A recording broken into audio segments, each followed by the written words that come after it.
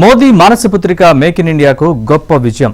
ఒక్క ఇంజిన్ తప్ప రాఫెల్ యుద్ధ విమానం విడిభాగాలన్నీ ఇకపై హైదరాబాద్లోనే తయారు కానున్నాయి. ఈ మేరకు టాటా కంపెనీకి ఫ్రాన్స్కు చెందిన డసో ఏవియేషన్ సంస్థ మధ్య కీలక ఒప్పందం కుదిరింది. అయితే ఎప్పటి నుంచి రాఫెల్ ఫైటర్ జెట్స్ మన హైదరాబాద్లో తయారు కానున్నాయి? ఫ్రాన్స్ బయట తయారీ ఇదే ప్రథమమా?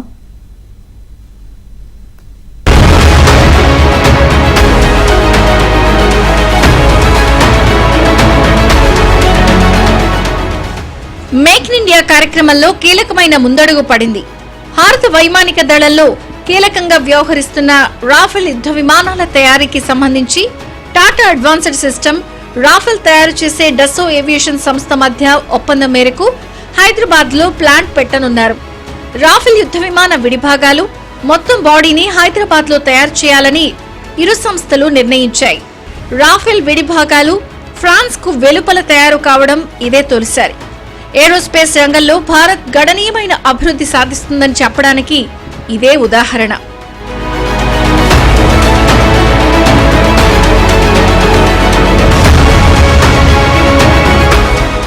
(2028) ఆర్థిక సంవత్సరం నాటికి ఎయిర్ క్రాఫ్ట్ విడిభాగాలను ఉత్పత్తి చేసే లక్ష్యంతో టాటా అడ్వాన్స్డ్ సిస్టమ్స్ సంస్థ ఏర్పాట్లు చేయనుంది. రాఫెల్ విస్తరణకు ఈ నిర్ణయం తోడ్పడనుంది. భారత రక్షణ రంగ చరిత్రలో ఈ ఒప్పందం ఒక మైలురాయి. మామూలుగా అయితే ఫ్రాన్స్ కంపెనీ డసో వీటిని వేరే ప్రాంతాల్లో పెట్టదు. కానీ ఈ చర్య భారత్ పై నమ్మకానికి ఒక ఉదాహరణ.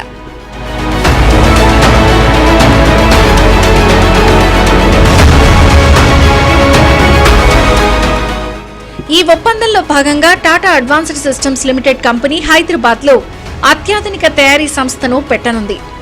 ప్రతి నెల 2 యుద్ధ విమానాల బాడీస్ తయారు చేసేలా ఉంటుంది. కోర్ ఇంజిన్ ఫ్రాన్స్ నుంచి తీసుకొచ్చి ఇక్కడ ఫిట్ చేస్తారు. స్పేర్ పార్ట్స్ అన్ని హైదరాబాద్ లోనే ఉత్పత్తి చేస్తారు. భారత్ లో సప్లై చైన్ ను డసో ఏవియేషన్ సంస్థ బలోపేతానికి ఇది ఉపయోగపడుతుంది.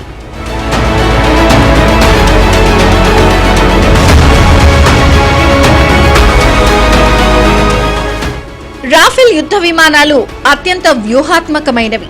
డసో ఏవియేషన్ ప్రపంచంలోనే అతిపెద్ద సంస్థల్లో ఒకటి. వీటిని ప్రపంచవ్యాప్తంగా డిమాండ్ ఉంది. భారత్ లాంటి దేశాలకు తప్ప ఎన్ని వేల కోట్లిచ్చినా కొన్ని దేశాలకు ఈ యుద్ధ విమానాలను అమ్మరు. అమెరికా F-35కి ధీటైన యుద్ధ విమానాలివి.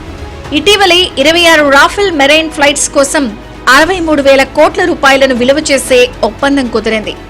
భారత నౌకాదళానికి 22 సింగిల్ సీట్ రఫేల్ ఎంజెట్లు, 4 ట్విన్ సీట్ శిక్షణ విమానాలు అందనున్నాయి.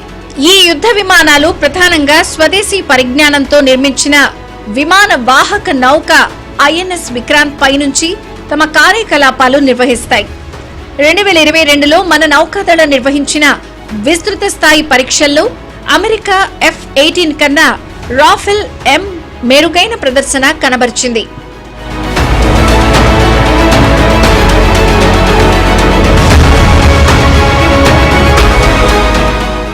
రాఫెల్ తో ఒప్పందం కుదిరిన తర్వాత తాము కూడా భారత్ కు F-35 యుద్ధ విమానాలు అమ్ముతామంటూ ముందుకొచ్చింది అమెరికా.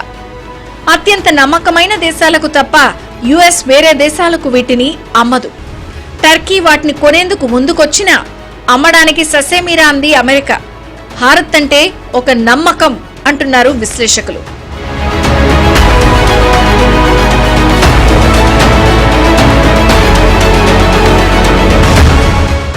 ఇప్పటికే భారత వైమానిక దళం 36 రాఫెల్ ఫైటర్ జెట్లను వినియోగిస్తుండటంతో లాజిస్టిక్స్, విడిభాగాలు, నిర్వహణలో సౌలభ్యం కోసం నేవీ సైతం రాఫెల్ M వైపే మొగ్గు చూపింది. మిగ్ల స్థానంలో భవిష్యత్తులో అన్ని రాఫెల్స్ రానున్నాయి. హైదరాబాద్ ప్లాంట్ వినియోగంలోకి వచ్చాక మరింత తేలిక అవుతుంది. హైదరాబాద్ ప్రపంచ డిఫెన్స్ మ్యానుఫ్యాక్చరింగ్ హబ్ గా మారేందుకు డసో ఏవియేషన్ ఉపయోగపడనుంది. ఎందుకంటే డసో ఏవియేషన్ కు ఈ రంగంలో దాదాపు శతాబ్ద చరిత్ర ఉంది. 1929లో ఏర్పడిన ఈ కంపెనీ పారిస్ హెడ్ క్వార్టర్స్ గా అద్భుతమైన ప్రొడక్ట్స్ తయారు చేస్తోంది. సివిల్ ఏవియేషన్ రంగంలో ఫాల్కన్, మెర్క్యూరీ లాంటి విమానాలను తయారు చేస్తోంది. ఎయిర్ బస్ కు గట్టి పోటీనిస్తోంది.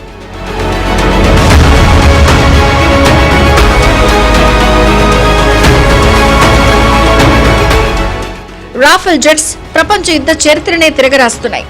1986 నుంచి వీటిని తయారు చేస్తోంది. గల్ఫ్ వార్లోనూ ఇవే కీలక పాత్ర పోషించాయి.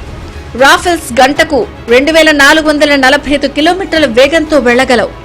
చిన్నపాటి రన్వేలపై టేక్ ఆఫ్, ల్యాండింగ్ చేయగలవు. 2 ఇంజన్లుంటాయి. 24.5 టన్నుల బరువును మోసుకుని వెళ్లగలవు. 50,000 అడుగుల ఎత్తు వరకు ఎగురుతూ శత్రువుపై దాడి చేయగలదు. అందుకే రాఫెల్స్ కు ప్రపంచమంతా ఇంత క్రేజ్. హిందూ మహాసముద్ర ప్రాంతంలో చైనా యుద్ధ నౌకల కార్యకలాపాలకు చెక్ పెట్టాలంటే భారత్ కు రాఫెల్స్ అత్యవసరం.